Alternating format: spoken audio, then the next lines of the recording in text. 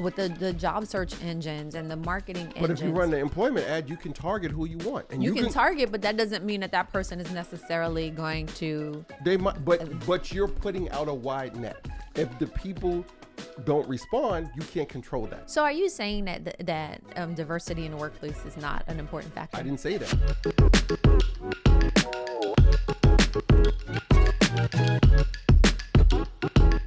So talk to me, Cope. What are your thoughts about the practice of hiring employees regardless of gender, race, age, ethnicity, sexual orientation, education, and all those other attributes that people can check the box to maintain a diverse and successful workplace? Yeah, I really don't understand all that and get it. So when I hear people talking about, oh, we have a task force or we have a committee for diversity and inclusion, and all these different things. I hear you on these racial task force and this, that, and the third.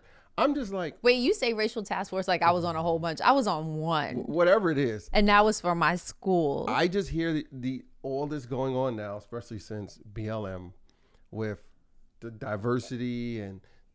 Listen, I don't understand I understand why, but diversity, period, should just happen across the board.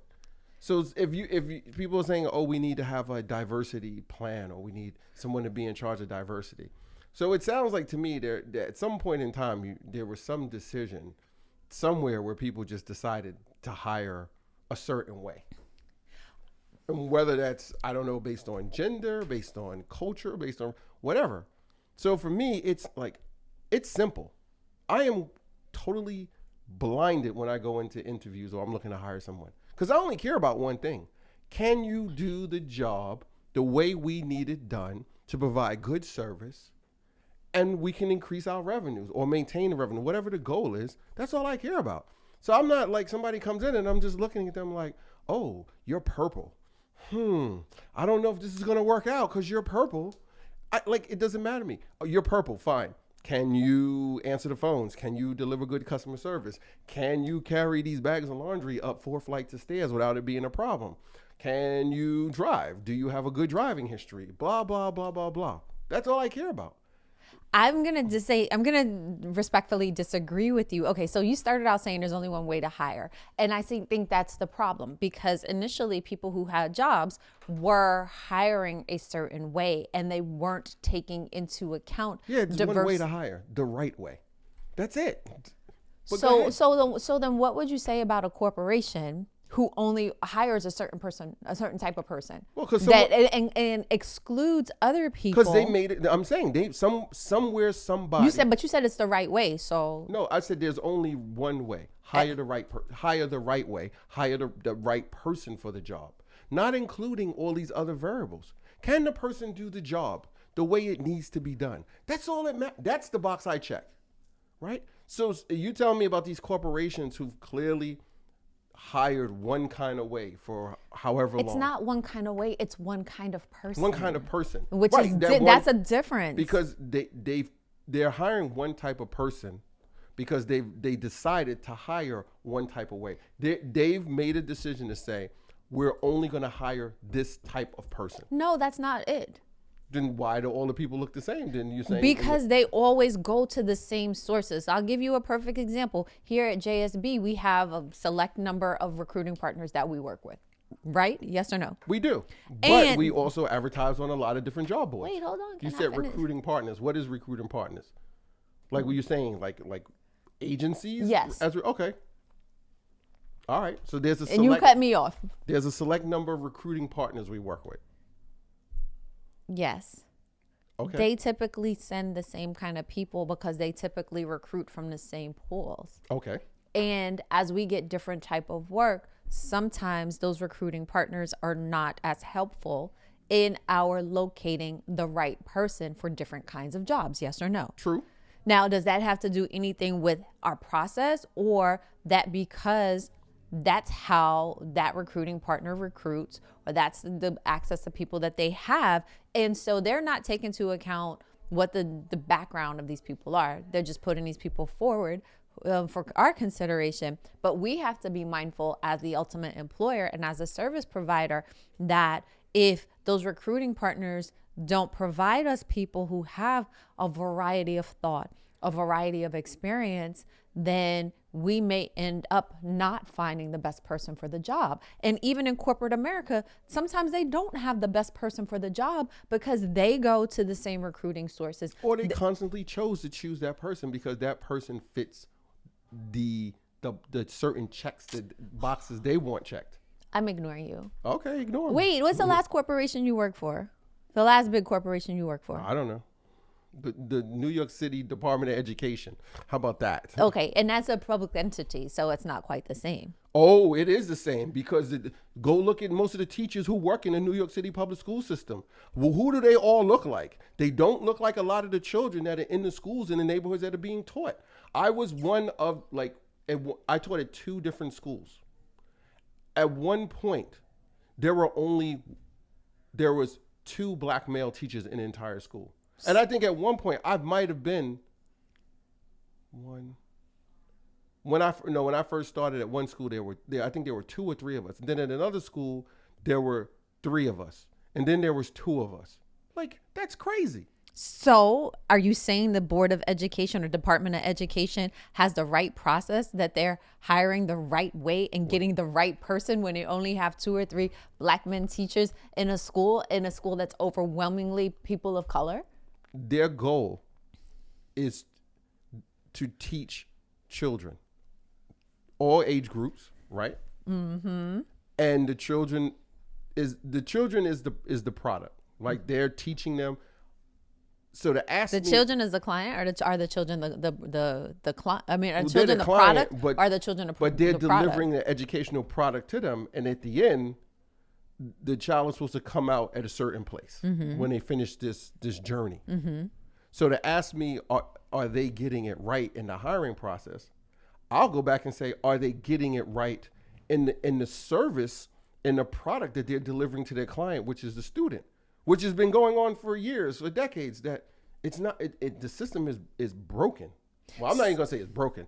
It's not providing the best service and value for their client, which is the student. So let's pause right there. Let's pause right there. Something's wrong on the teaching side. So in your quest to grow your business, you want to always focus on getting the best product or service out. And regardless of if you're the New York City Department of Education, if you're a large international, multinational global corporation, or you're a laundry service, security firm in the hood, having the right people makes a difference. It can make all the difference in how successful the end product is. All right, go ahead, keep going. Keep going. You asked me a question. Are they getting it right? I'm like, is their end product? Are the students coming out that journey right? Do they have everything they need? Are they set up for success? I don't know. You tell me. So then if you're hiring teachers to do this, or you have a curriculum and all these other things, principles, there's a lot of components in it. And you're telling me there's a lot of teachers who don't look like the population that they're serving, then clearly something's wrong. It's not right. Okay, so let's extrapolate that to corporations. It's the same thing. It's the same thing. So if they're serving populations and the people that are working internally Listen, just like reflect. Hold on. Just like the jury, right? The person's supposed to get judged by their peers, and you look at the jury and be like, that jury don't look like that dude. Or they be like, we need to change the venue. And then they move the trial to like a whole nother city and be like, ain't nobody here represented the person who's on trial.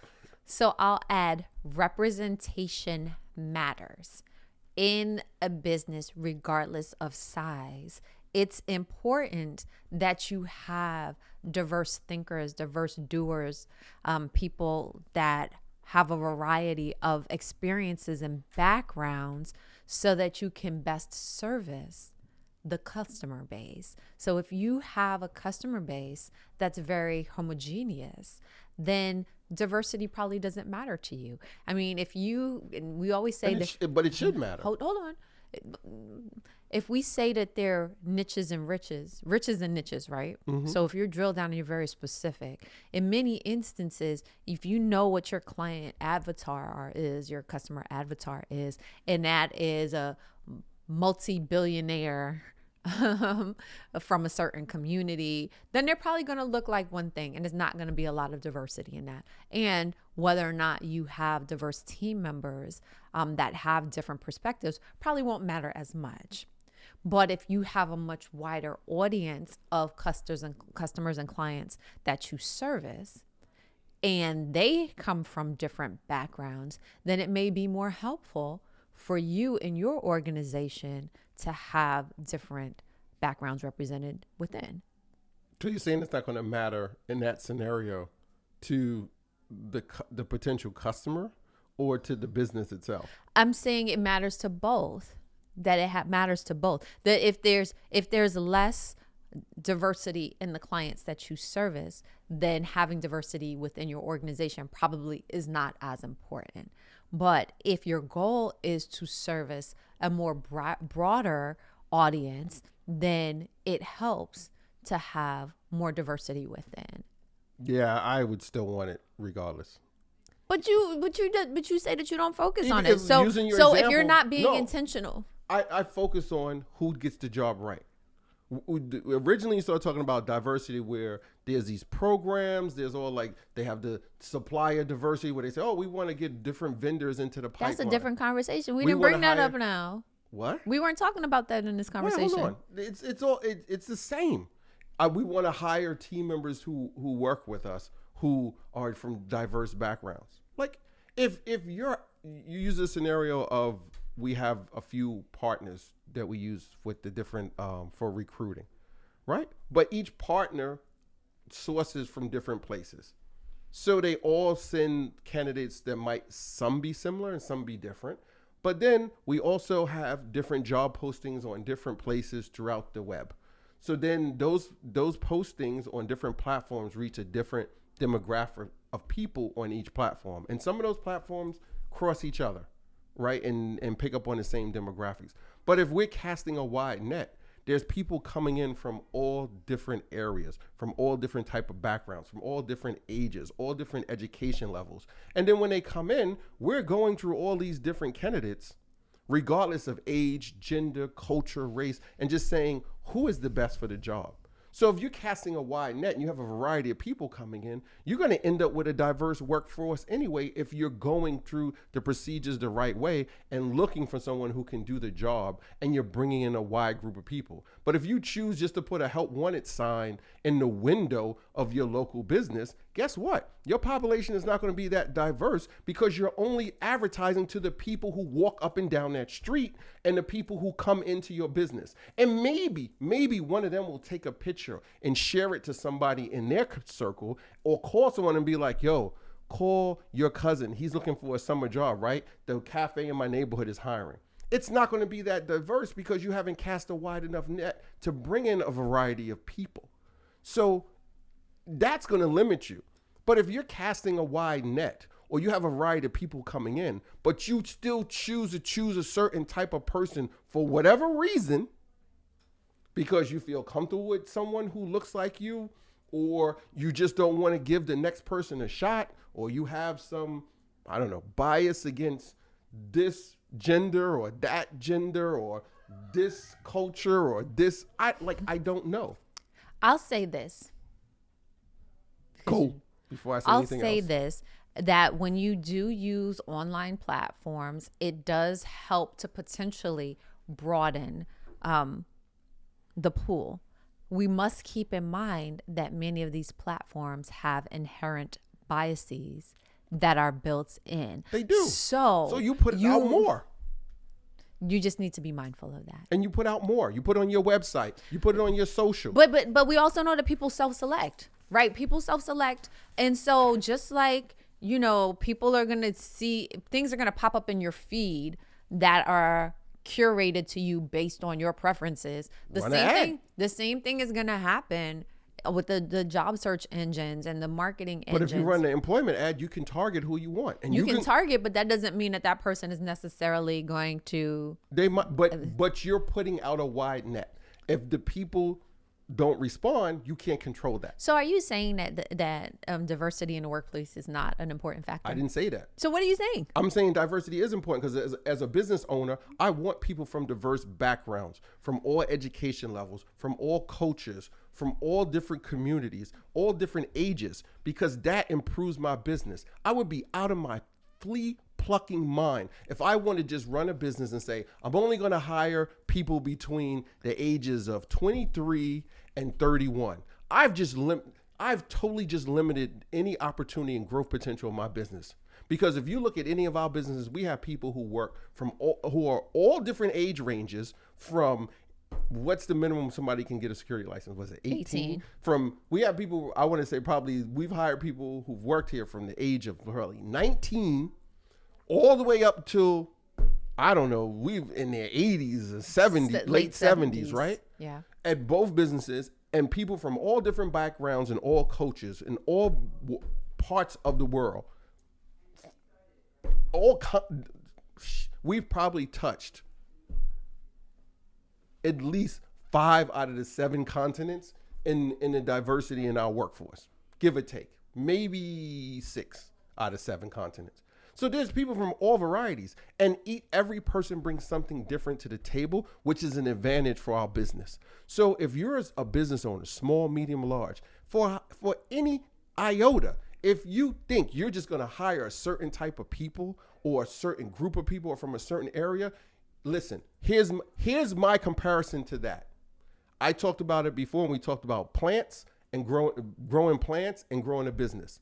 If you have a plant and you put it in a certain size pot, the plant will not grow any larger than the pot you put it in because the pot puts constraints on it and it will not grow anymore. You buy a fish, put it in a bowl, put it in a small tank. The fish will not get any larger due to the space you've confined it in. So if you choose to hire only a certain type of people for whatever reason, good, bad, or indifferent, you've just put a huge amount of limitations on your business. So if you're only making a couple $100,000 now and your goal is to break 2 million, you're probably not going to do it because you're putting constraints on it by not introducing new people with different backgrounds, with different ideas, with different viewpoints and different experience. You think the person who's 21, 22, 31 is going to have the same experience as someone who comes in here and they're 55 or they're 65 or they're 70. No, they're not going to have the same level of work experience because they haven't experienced the same things throughout life. I don't know if people forget this or just don't realize it. Far as I know, we only live this thing one time. And we're all going through this thing called life the first time. And we learn based on our experiences. So if I choose to just constantly hire people who are younger than me or people who have less experience in something than me, and experience is not all about age. You can get a lot of experience and be young, or you can get it when you're old. And there are people who are old who have very little experience and vice versa. So if you think you're going to do something and I'm just hiring people who are younger than me or who have less experience than me, let me not even use age. Let me take out the younger thing. I'm going to just bring people on a team who have less experience than me. That's some ego shit. And you know how many people run businesses and hire people and they're like, they don't want to hire anybody who they are intimidated by or feel better than them in any type of area, or they might know more. Listen, somebody come in here with a resume. Look at Miss Sampong when she came here. She came in here and dropped her brag book in the interview and you were flipping through and it is a binder. It was this thick. Whoa, language. Beep it out. I'm like, this is real. The binder was like this thick. And she's going to Harvard and she's got lived all over the world. She's lived all over the world. She's like, speaks Don't put her numerous. all on blast. You know, she might not want all her business out there. Too late now. She's on social, so she put it out there. She speaks numerous languages. Like, are you kidding me? So I'm going to be like, oh, don't hire her because I'm going to be intimidated because she might know more than me. I'm like, yo, hire her now. Like, I didn't even open her brag book. Johnson was flipping through it and he went to hand it to me. I was like, get that. I don't need to see that. She's hired because that's someone who's experienced and has opportunities and done these different things, plenty that I haven't done. Right. What kind of value does that bring to the table? Like, as a business owner, check ego at the door. Put people on your team who are going to be better than you and you can learn from. So your business grows and you grow at the same time. You think if you walk into your business and you're the smartest person there, you got a problem. It's that simple. If I walk in the door at JSB, I walk in the door at the Soapbox, and my team is not bombarding me or telling me like we should be doing this, or I'm sitting in a meeting with them and they say some stuff and I'm like, damn, I never even thought about that. Like, oh my God, like we should do that. I don't want to walk in and come up with every idea. I want my team coming up with the winning ideas based on their experiences or what they're doing now, what they've done in the past, and say, Cope, this is what we need to do it. I'm like, here's the resources. Let's go execute. How can I support you? How can I empower you to do more? That's it. Like, I don't know what this mystery is about. I'll say this. I know what it is, but I'm just not going to say it. I'll say this. That recently I've been invited to speak on a bunch of different panels and to interact with a number of different corporations with respect to diversity, because I'm a woman, I'm a business owner, I'm Black, whatever. And in some cases, it's because these corporations, not the corporations we work with, but I hear from other people. Oh, is that a disclaimer? Yeah, because the folks that we work with, they get it, right? These are people that we didn't just start working with. These are people that we've been working with. I'm just laughing for because years. Like, not the people we work with. I'm just saying, like, I'm not trying to throw shade because somebody be like, oh, well, I saw you with this executive. Yeah, because they get it. They get it. And in many of the cases, these corporations that we work with have very high level leaders who have diverse backgrounds, that speak multiple languages, that have gone to different schools and may not necessarily be the A-list schools, and bring a diversity of thought. And so that's why they call us like, hey, you think like us, we think differently than other people, come put my people on. And so having to explain the power and the beauty of diversity to a lot of people, it's like a full-time job. And wherein the people in Commerce and Chill Land, they may get it. We still sometimes have to connect the dots, because it's like you talked about, we want to have people on our team who are smarter, who are better, and different is not necessarily always seen as being better, but it is. And so, on the corporate side, I just encourage you to say, if everybody went to the same schools, how are we going to approach the challenges that we have differently? So one of the things that happens when I go into these corporations is I get to learn about how they operate and bring those experiences back to Johnson Security and to the Soapbox, and to make us better. So imagine if these corporations took the same approach and they reached out to firms like ours, or firms like the ones that you all are starting, to understand our perspectives and take those back on a much higher scale. That's what I really see the value in terms of diversity. And it starts with having the right people and being able to navigate in different spaces. Chief, what about the diversity of education, right? Because I know recently you shared on social about hiring self-taught people. Like, talk to having diverse educational backgrounds and how that can help the people in Commerce and Chill Land. People who are self-taught, a lot of times, from what I've seen in my experience, and it's probably biased because I taught myself a lot of I find them to be very good to have on a team and work with. One, because they're always open-minded and they dive right into stuff, and they don't let challenges where they don't know how to do things stop them as easily as those who don't. So they always look for a way to figure it out. They're like, I might not know how to do it, but I can go Google it, I can read a book on it, I can ask somebody else advice on it. They figure it out, or they sit there and just dive into it. They're very hands-on, very intuitive, and they work it out. I love working with those type of people. Didn't you teach yourself how to edit and how to shoot video? I did. Right, and look how good it's working out now.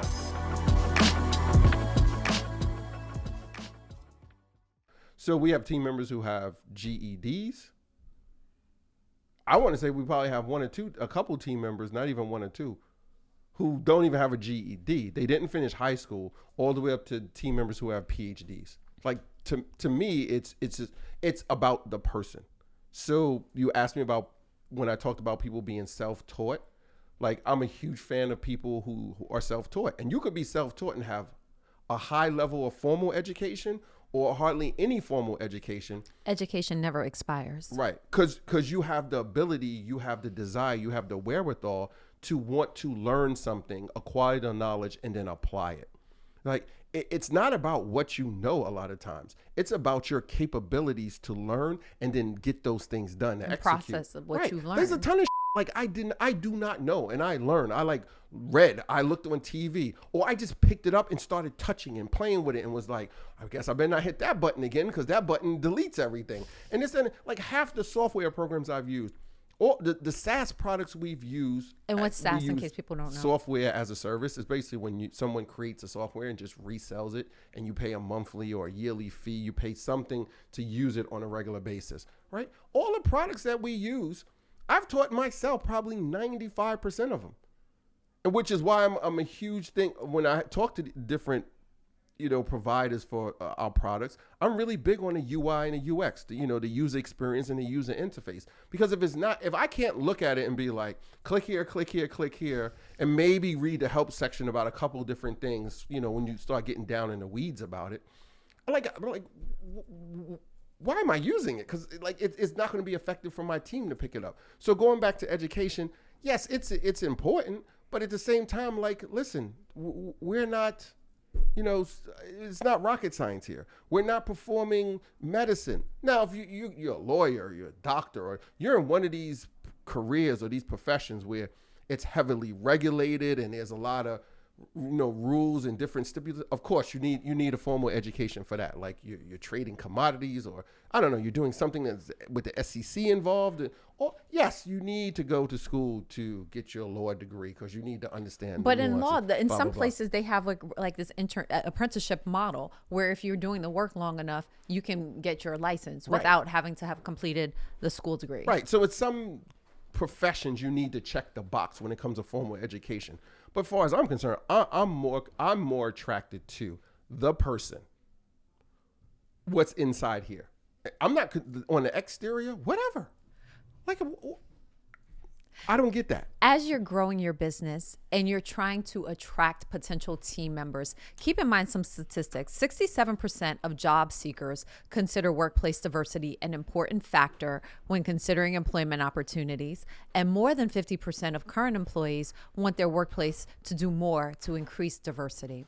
Additionally, 78% of employees who responded to a Harvard Business Review study said that they work at organizations that lack diversity in leadership positions. So as you are creating and growing your business and you want to make an impact and attract the right people, be mindful about how diverse a workplace you create, because that will either detract or deter great talent from coming to join your team and can have a significant impact on what you're able to provide in terms of a service or a product for your clients and customers. Anything else you want to add before we sign off, Chief? Yeah, if you're building a business, you're hiring people, just put your ego at the door, right? Put the positions you're looking to hire for in a lot of different places.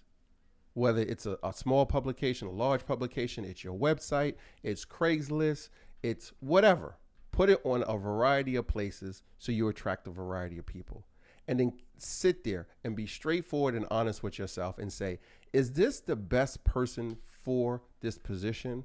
Is this person going to add value, help me grow the business, versus you just hiring someone that you feel comfortable with because they don't intimidate you.